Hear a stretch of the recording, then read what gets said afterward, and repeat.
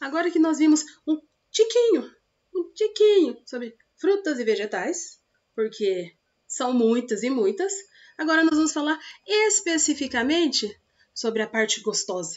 Afinal de contas, tem muita gente que, torce o nariz quando se fala em frutas e vegetais. O que gosta mesmo é de comer, como dizem por aí, porcaria, né? E aí se eu vou comprar junk foods, olha a palavra, junk foods, significa, a ideia seria comida lixo, porcaria mesmo que a gente diz em português, né? Essas comidas rápidas que nem sempre são nutritivas, nem sempre são adequadas para uma criança comer, para um adolescente, tá? São alimentos rápidos, mas por serem rápidos, muitas vezes são gordurosos demais, não são muito adequados, né? É assim, é a máxima de não tenho tempo para cozinhar, eu compro esse alimento. E aí, como que eu faço o pedido? Como que eu peço isso? Vou a algum lugar e eu quero pedir isso. Como que eu faço? Lembrando que nós não estamos falando dos aplicativos, tá, galerinha? Não estou falando que você vai ligar ou, mais especificamente, entrar lá no app, né? E pedir essa comida. Eu estou falando que você está indo ao lugar para fazer o pedido. E como que eu faço isso? Né? Então, eu cheguei no restaurante ou na lanchonete. Como que eu vou pedir? A primeira coisa, você tem que pensar, você vai a este lugar para pedir a sua comida e levar embora, ou você vai a esse lugar para ficar e comer lá? Então vamos imaginar que nós estamos aí num final de semana, weekend, né? E aí no final de semana você decide o quê? Ir comer fora. Está você e a sua mãe, ou você e seu pai, ou você e o namorado ou namorada, né? Então são apenas duas pessoas que vão comer fora. Então eu chego nesse lugar, entro, cumprimento a pessoa que está lá, né? Se for à noite, good evening, né? A pessoa vai me atender e eu vou dizer para ela o seguinte: table for two, please. Por quê? Porque está eu e mais uma pessoa, então são duas. Mesa para dois.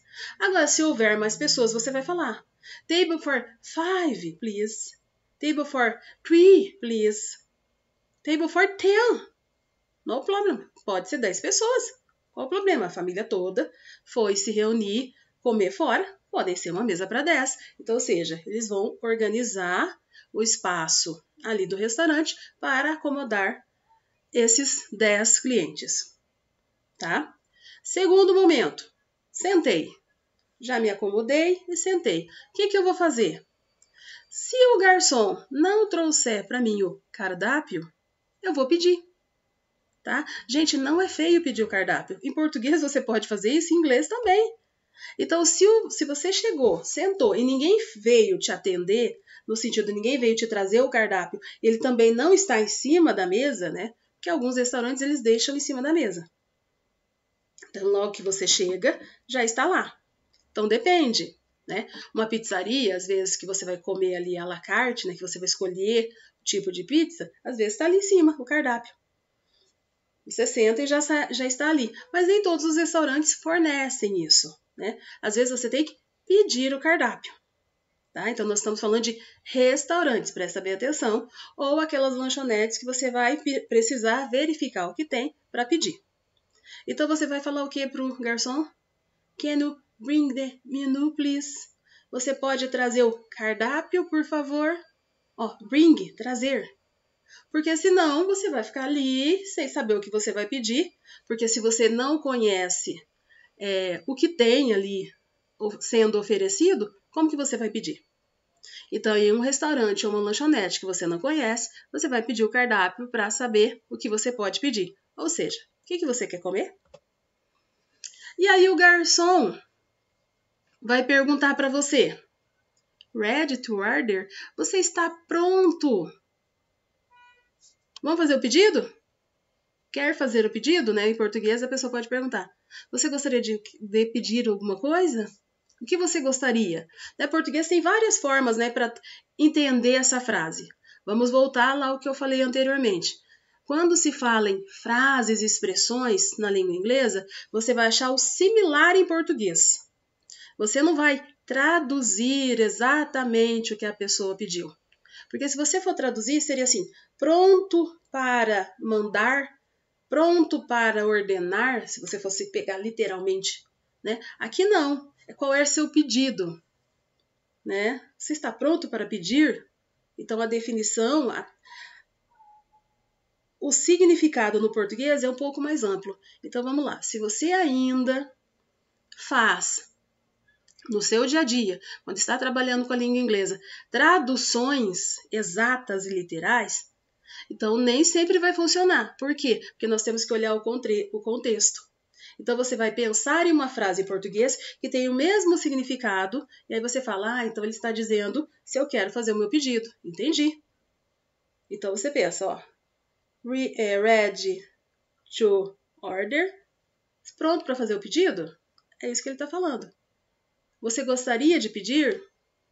O que você deseja? A pessoa já pergunta. Porque nós vamos pensar em português. Em inglês, eles pensam de outra forma. Por isso que algumas expressões, várias expressões na verdade, são um pouco diferentes. E aí você vai pedir para ele o quê? Fez o seu pedido, já comeu, já descansou, tá todo mundo bem, tá tudo tranquilo? Você quer o quê? Check. E aí, olha bem, não é cheque não, tá? Você não vai passar um cheque para a pessoa. Esse check aí é a conta. Né? Can you bring the check, please? Você pode trazer a conta para mim, por favor? Eu quero a conta, não quero um cheque. Tá? Então, cuidado também que essas palavrinhas são muito parecidas, né? Que a gente chama de amigos, né? Esses falsos cognatos, para ser mais exato, falsos amigos. É aquela palavra que parece tanto com o português, mas quando você vai ver o significado, você fala, não era isso. Eu achei que fosse. Esse é o caso. Então, check não é cheque, é conta. Tá? Assim como você tem, quando você vai a um hotel, você tem a expressão check-in. Você tem a expressão check-out. Gente, check-in não é colocar um cheque ali. Esse check-in é o quê? É o momento em que você se registra. O check-out é o momento também que você faz o registro, mas o quê? De saída. É o dar entrada e depois você assinar a saída do hotel, do quarto. Então, assim, eu estou check-in, pegando, né, fazendo ali, assinando tudo que precisa ser assinado, porque eu estou pegando o quarto. E check-out é o momento que você confere tudo e está devolvendo o quarto. Não tem nada a ver com cheque também, e muito menos com conta. Olha bem, check-in e check-out não tem a ver com conta, e muito menos com cheque. Então, são aquelas palavras que causam muitas confusões na cabeça de muita gente. Por quê? Porque olha para a palavra e fala, significa isso. Mas não é bem assim. Tá? Nós temos que entender o contexto. Por isso que aprender qualquer idioma que seja, ele depende de você fazer uma viagem pela cultura, pela maneira como essas pessoas falam. Tá? Eu posso aprender decorando? É claro, eu decoro vocabulário, posso decorar todas aquelas frutas, todos os vegetais, posso decorar todos os verbos que eu conseguir, posso. Só que isso vai fazer com que o meu inglês seja melhor? Com que eu desenvolva a minha pronúncia no inglês? Não. Não vai acontecer isso. Por quê? Porque eu simplesmente decorei. Eu não entendi que culturalmente eles falam dessa forma. Quando eu entendo que é questão cultural, faz sentido eles falarem isso. Faz sentido eles usarem dessa forma. Quando eu aprendo que culturalmente a ideia deles é de que você deve apresentar-se pelo seu sobrenome, o último, e depois você fala o seu primeiro nome, que é cultural, que lá eles levam muito em consideração a família que você pertence, por isso se apresenta pelo último nome, aí você começa a entender. Você fala, agora entendi. Quando você entende que eles perguntam para você, how old are you? E se você fosse traduzir, você diria, quão velho você é? Quão velho você é? How old are you? E aí a sua resposta é I am, a sua idade, você coloca ali um número, years old. Eu tenho tantos anos. Isso é em português. Em inglês, se eu for traduzir literalmente, I am significa eu sou. Eu sou tantos anos velho. Olha bem, ninguém fala em português eu sou tantos anos velhos. Em português a gente diz eu tenho tantos anos. Em inglês eu estou dizendo eu sou tantos anos. Tantos anos velhos, ó, eu sou 18 anos velho. Eu sou 20 anos velho. Em português, eu tenho 18 anos. Eu tenho 20 anos. Olha a diferença. Eu tenho, como se fosse, se você possuísse a idade. No inglês, eles pensam assim, eu sou aquela idade, né? Eu sou esses anos aí, velho. Eu vivi todos esses anos. É nesse sentido. Então, culturalmente, é diferente. Então, não vou traduzir. Eu sou tantos anos velho. Eu vou pensar em português. Como que eu pergunto para alguém a idade? Assim. Como que a pessoa responde? Assim. Então, eu sei que esta frase tem este significado. Tá? Não é significado literal. É significado o quê? Olho para essa frase, olho para essa e falo, é isso aqui. Assim como eu falei para vocês agora há pouco, relacionado à questão do usar o red para representar o purple, porque você não fala roxo, literalmente roxo. Você diz red, mas você está olhando ali, está vendo uma cebola. Não uma cebola vermelha, você está vendo uma cebola roxa, só que você não diz purple onion. Você diz red onion, você diz cebola vermelha. Só que ela não é vermelha de fato, mas você usa nessa construção. Que a gente sabe que a cor dela é roxa, arroxeada. Então eu tenho que entender essas nuances, essas questões para fazer sentido quando eu vou pedir, quando eu vou viajar e falar com as pessoas, quando eles vão me explicar culturalmente por que eles fazem isso, por que eles agem dessa forma. Aí faz muito mais sentido. Para entender o inglês, de fato, para viver ele, você tem que entender que é antes de ser uma língua, antes de ser simplesmente uma língua que você está aprendendo, é a língua de um povo, é uma língua de uma nação. Isso significa que dentro da construção da língua inglesa tem toda uma questão cultural, assim como o português tem a sua, o português brasileiro tem a cultura própria, o português de Portugal tem a cultura própria, o inglês também tem a própria cultura. Faz parte.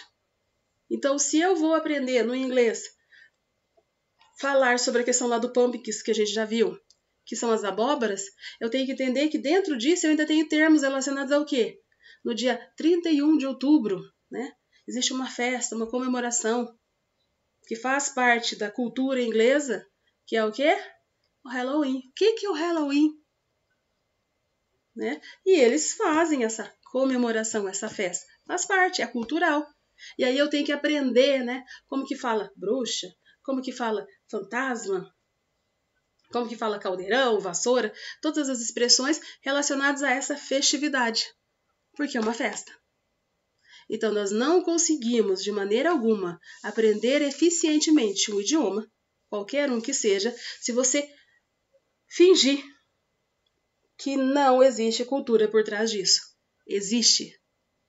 Existe cultura. Nenhuma língua ela é sozinha. Ela traz toda uma carga cultural, toda uma construção atrás dela. Porque os termos, as palavras usadas, têm todo um significado. São usados assim por quê? Porque elas têm uma construção própria. Língua é viva. Tem muita gente que esquece disso. Qualquer língua é viva. Ela está em constante mudança, adaptação. Sempre está acrescentando palavras, deixando de usar algumas, usando novas, pegando emprestado e não devolvendo. É assim. Língua é viva. Por que é viva? Porque as pessoas vão mudando. Até alguns anos você não tinha significados que hoje você tem. Anteriormente você pegava o inglês, os dicionários mais antigos, e você olharia a palavra mouse e encontraria apenas aquele animalzinho. Hoje você abre o mesmo dicionário, a mesma ideia do dicionário, procura a palavra mouse e vai ter o animal. Mas do lado vai ter o quê? O mouse que você usa no computador, que tem o mesmo nome. Tá? Então é importante a gente entender que língua é viva. E aí se você está ali, pediu a sua conta, pagou, e o garçom quer saber, né, se você quer levar alguma coisa para casa, ou se você chegou no balcão né? Você chegou no balcão, aí ele vai dizer para você, for here or to go? Você vai comer aqui ou você vai levar? A ideia é essa, você vai comer aqui ou vai levar? Tá? Nós vamos falar com mais detalhes no nosso próximo vídeo sobre essa questão.